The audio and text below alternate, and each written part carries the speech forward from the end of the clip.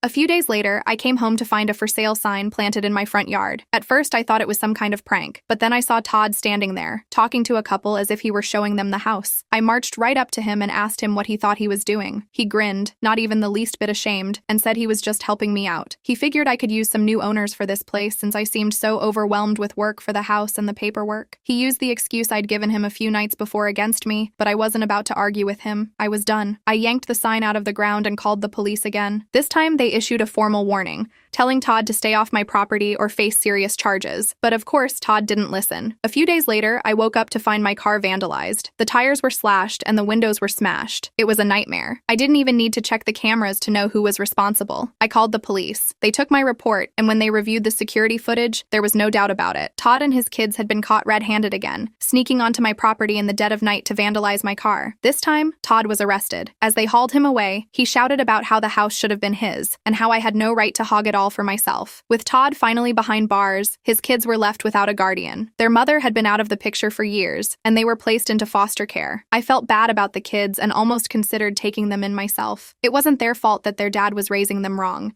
and now that they were in the system, their life would be 12 times worse. But the neighborhood was quiet for the first time in what felt like forever. I felt a weight lift off my shoulders as I watched them drive Todd away. It was over. The nightmare was finally over.